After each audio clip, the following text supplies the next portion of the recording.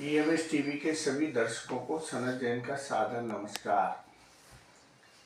आज केंद्र सरकार ने अपना अंतरिम बजट पेश किया है और यह माना जा रहा था कि लोकसभा का चुनाव अगले कुछ महीनों के बाद ही होना है। तो जिस तरीके से पिछले एक महीने से अंतरिम बजट को लेकर कहा जा रहा था कि इसमें बहुत सी लोक लुभावन घोषणाएं होंगी, किसानों को जो 6,000 रुपये की सहायता अभी सरकार देती है इसे बढ़ाकर 12,000 करेगी।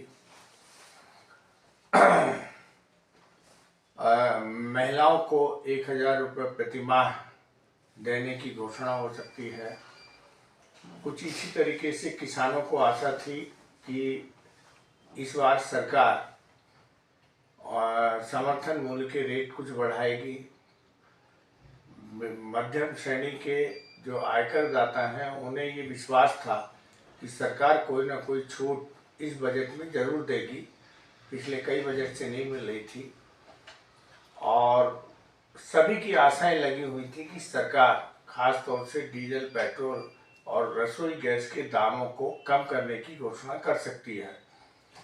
लेकिन इस अंतरिम बजट में ना कुछ सस्ता हुआ, ना कुछ महंगा हुआ और ना कुछ बदला। एक ही बात बदली कि कारपोरेट टैक्स को सरकार ने 22% कर दिया, अर्थात घटा दिया उसे।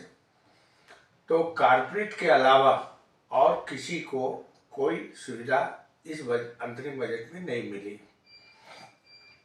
सरकार की टैक्स की कमाई लगातार बढ़ती जा रही है। जीएसटी में सारे पिछले 10 महीने के रिकॉर्ड टूट गए और अभी तक की सबसे बड़ी कमाई जीएसटी से सरकार को हुई है।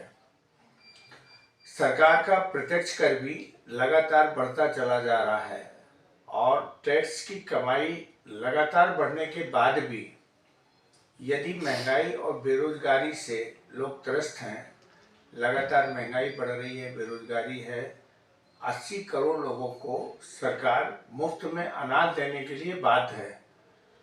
लेकिन जो अंतरिम बजट में कहा गया है तो वह कहीं सरकार जो कहती है वो तो सबको मानना ही पड़ता है। तो सरकार का कहना है कि हमने 25 करोड़ लोगों को गरीबी रेखा से बाहर निकाल लिया है और उनकी आर्थिक स्थिति सही हुई है। लेकिन यह आंकड़ों का खेल है। महंगाई आमदनी की तुलना में कई गुना ज़्यादा बढ़ी है, किसानों की लागत कई गुना बढ़ गई है, लेकिन उनकी आमदनी मात्र 4% बढ़ी है। और महंगाई यदि और दूसरे खर्चे 40% बढ़ गए हैं तो सब लोग आर्थिक कष्ट के दौर से गुजर रहे हैं। क्योंकि इस बार लोकसभा का चुनाव था और सभी लोगों को लग रहा था कि सरकार की आर्थिक स्थिति, सरकार बार बार बोलती है कि हम तीसरी अर्थव्यवस्था बनने जा रहे हैं और बहुत जल्दी मतलब हम जो है आर्थिक रूप से सारी दुनिया में हम सबसे तेज प्रगति कर रहे हैं।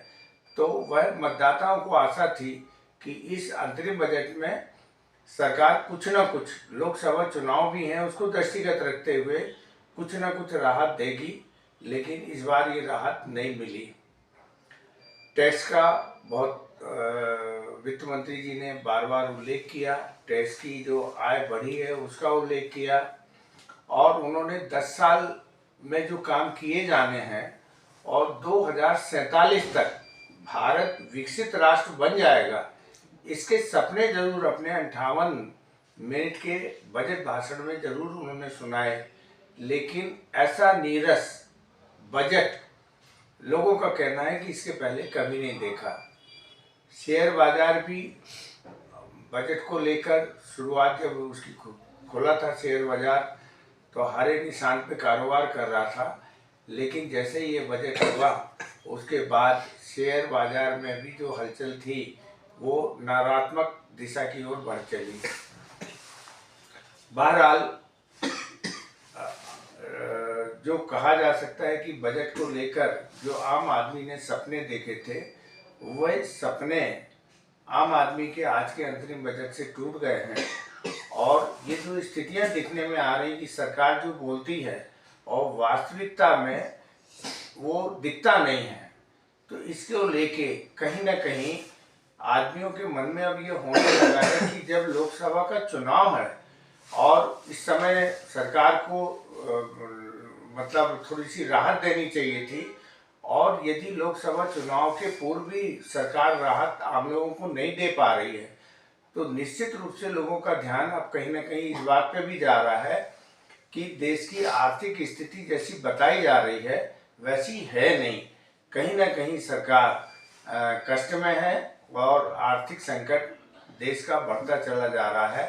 बहरहाल आज अंतरिम बजट आया जिसकी बड़ी महीनों से आशा थी, और लोग बड़े बड़े जो 5 राज्यों के विधानसभा चुनाव में हुआ था कि 450 रुपये का गैस सिलेंडर देंगे, पेट्रोल डीजल सस्ता होगा, और महिलाओं को जो है महिलाओं के लिए विशेष ध्यान देने की बात सरकार ने कही थी।